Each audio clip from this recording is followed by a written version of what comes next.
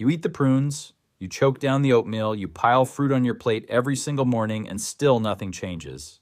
Still bloated, still heavy, still stuck. And here's what nobody tells you.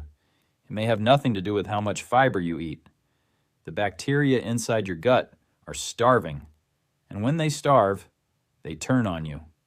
These are the 15 foods they're desperate for. Let me explain what's really happening down there, because once you understand this, everything changes. Inside your large intestine live trillions of bacteria, and they don't eat the food you eat. They eat one specific thing, a type of fiber called prebiotics. And this is the mistake almost everyone makes. They assume all fiber is the same. It isn't. Most of what people call roughage just passes straight through and bulks up your stool. Prebiotics are different. They're the precise fuel your good bacteria ferment to stay alive and multiply. Eat plenty of the wrong fiber, and your bacteria can still go hungry. And here's the trap people fall into next. They reach for an expensive probiotic supplement instead. But probiotics are just more bacteria. If you swallow billions of new bacteria and then never feed them prebiotics, they starve and die off too. You can't fix a hungry garden by planting more seeds and still refusing to water it. And here's the part that should genuinely unsettle you. In 2016, researchers at the University of Michigan ran a study that changed how scientists think about fiber. They fed mice a diet stripped of prebiotic fiber, and the gut bacteria didn't just fade quietly into the background. Starving, they turned on their host. They began eating the slick layer of mucus that lines and protects the intestinal wall, the barrier standing between you and the bacteria themselves. The starved microbes chewed straight through it, and the animals became far more vulnerable to dangerous gut infections. This was in mice, raised with human gut bacteria, but the researcher who led it put it bluntly. If you don't feed them, they can eat you. So forget everything you've heard about cleansing and flushing. There is no rotting sludge stuck to your colon walls that you need to scrape off. The truth is almost the reverse. Your gut is a garden, and right now it's a garden nobody has watered in years. When your bacteria ferment prebiotics, they produce compounds called short-chain fatty acids, and one of them, butyrate, is the single most important fuel your colon cells burn to stay healthy. Butyrate rebuilds that protective barrier, calms the inflammation behind so much bloating, and keeps everything moving the way it should. Your colon cells will burn it for energy before almost anything else, and low butyrate is linked to inflammation and a higher risk of bowel disease. Starve the bacteria, and the whole system quietly falls apart. That's why eating fruit alone so often does nothing. You're feeding yourself, but you're not feeding them. So let's fix that, counting all the way down from 15 to 1, and stay to number 1, because it's the single most concentrated prebiotic on earth. It hides in something you can pour into a coffee cup, and it's the one food your gut has been begging for above all the rest. At number 15, the most ordinary food on the whole list, the humble apple. The fiber that matters here is pectin, a soluble prebiotic concentrated mostly in and just beneath the skin. Your bacteria ferment pectin into those protective short-chain fatty acids, and it's one of the gentlest ways to start feeding them without overwhelming a sensitive stomach. But you have to leave the skin on, because peeling an apple throws most of the pectin in the bin. 1 apple a day, skin and all, is a small, real beginning. At number 14, a food almost everyone gets exactly backwards, the slightly green banana. A soft, spotty, ripe banana is mostly sugar by the time you eat it. But an underripe banana, still firm, with a hint of green at the tips, is loaded with resistant starch, a prebiotic that slips past digestion completely and arrives at your bacteria fully intact. Here's the irony. This is the very banana other channels warn you to avoid. For feeding your microbiome, the green one wins every time. Slice it into your oats or blend it into a smoothie. At number 13, a trick hiding in your own kitchen, and it costs you nothing. Cooked and cooled potatoes and rice. When you cook a potato or pot of rice and then chill it overnight, the starch physically reorganizes into resistant starch, a process scientists call retrogradation. A hot, fresh potato spikes your blood sugar and feeds you. That same potato cooled and even reheated the next day feeds your gut bacteria instead, because the resistant starch survives the reheating. Cook your rice and potatoes a day ahead and let the fridge do the work. At number 12, oats. Oats carry beta-glucan, a soluble prebiotic that forms a soft gel and feeds a different family of bacteria than most of the other foods here. And that variety is exactly what a healthy gut needs.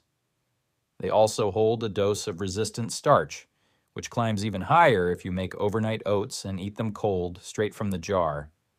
Steel-cut and old-fashioned rolled oats beat the instant, sugary packets every single time. And number 11, the grain almost everyone has forgotten, barley. It's one of the richest everyday sources of beta-glucan you can buy, even denser than oats, and it carries its own generous load of resistant starch on top. Stir it into soups, simmer it in stews, or build a grain bowl around it in place of white rice. It's cheap, it's filling, and to your bacteria, it lands like a feast. At number 10, ground flaxseed. Flax delivers a soluble, gel-forming fiber called mucilage that your bacteria ferment slowly and steadily the way they like it. And the single word that matters most here is ground. Whole flax seeds are so tough they slip right through you doing almost nothing. Ground flaxseed cracks that shell open and releases the fuel inside. 1 to 2 tablespoons stirred into yogurt or oats, and always with a full glass of water beside it. At number 9, the one that surprises absolutely everyone, seaweed. Those dark sheets wrapped around your sushi contain prebiotic compounds you simply cannot get from any plant grown on land. Fibers with names like fucoidan, laminarin, and alginate. Your digestive enzymes can't break them down, so they sail straight through to the colon, where your bacteria ferment them into the very same protective short-chain fatty acids. Nori wakame, a little dried kelp dropped into a broth. Strange, yes, but quietly, one of the most powerful foods on this list. Now we move into the heavy hitters, the true inulin foods.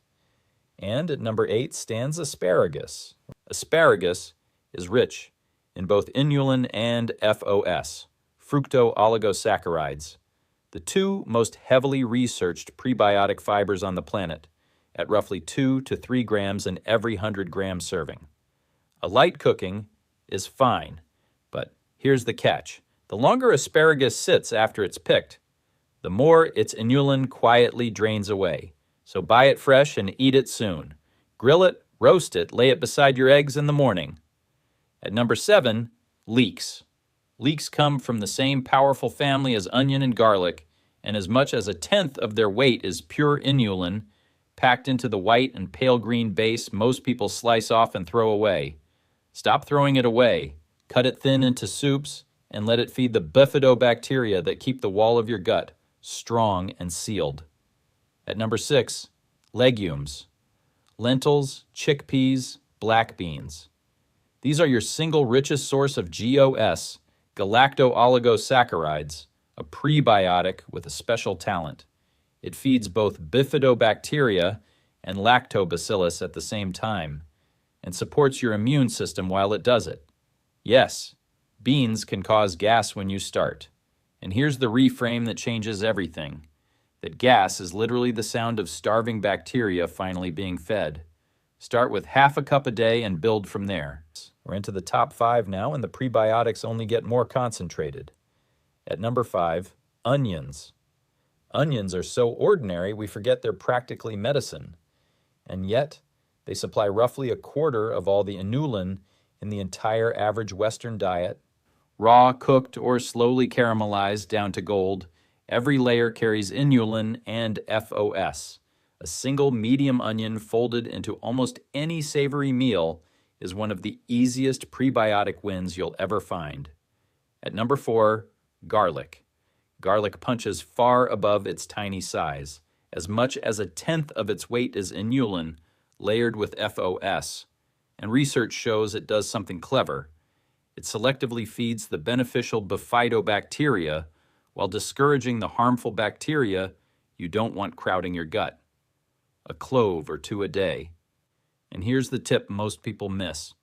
Crush it and let it rest a few minutes before it hits the heat. Small, pungent, and quietly transformative. At number 3, the one growing for free in your own backyard. Dandelion greens. Most people poison these and mow them down, never realizing they're one of the richer leafy sources of inulin there is, and that they specifically drive the growth of those protective bifidobacteria we keep coming back to. Toss the young, tender leaves into a salad or steep them into a tea. It's real food medicine, and it's growing in the lawn. At number 2, Jerusalem artichokes, sometimes called sunchokes. This knobby, unassuming little tuber is one of the densest food sources of inulin anywhere on Earth, carrying up to 15 to 20 grams in a single 100-gram serving. That's an enormous dose of pure bacterial fuel in one humble vegetable. Roast them just like potatoes. But go gently your first few times, because that much inulin hitting an unprepared gut can produce some truly memorable gas until your microbiome catches up to the supply. And at number 1, the undisputed champion, the food your gut has been starving for above all others, chicory root. Nothing else even comes close.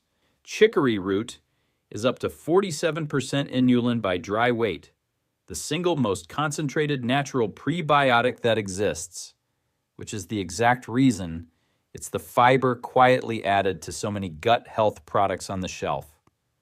Roasted and ground, it brews into a coffee substitute that tastes remarkably like the real thing. There's the cup I promised you. One single cup delivers a flood of fuel straight to the very bacteria that have been going hungry for years. This is the one your gut has been asking for all along. Now, before you run off and try to eat all 15 of these tomorrow, 2 warnings, because getting this part wrong will backfire badly. First, go slow. If you flood a long-starved gut with prebiotics overnight, you'll trigger bloating, cramping, and gas, the exact misery you were trying to escape. Add just 1 or 2 of these foods at a time, and give your bacteria the days they need to multiply and meet the new supply. So yes, doing too much too fast really can make things feel worse before they get better. Second, drink your water. Prebiotic fiber works by pulling water in. Without enough fluid behind it, that same fiber can stall and leave you more stuck, not less. Every time you add fiber, add water to match. And you have to know the line where food stops being the answer. So see a doctor promptly if you notice blood in your stool, unexplained weight loss, a sudden and lasting change in your bowel habits, especially if you're over 45. Stools that have turned thin and pencil-like, or severe belly pain along with vomiting or an inability to pass gas. Those aren't problems for another smoothie. Those are signals that deserve real medical attention. But for everyone else, the message is simple and it's hopeful. You were never broken. Your garden was just hungry. Start feeding it, 1 food at a time, and watch it come roaring back to life. One honest note before you go. This is general education, not medical advice for your own situation. A place to start, not a replacement for a doctor who can examine you. If anything here worries you, well, that's exactly the conversation to have with them. If this helped, subscribe so your gut never goes hungry again.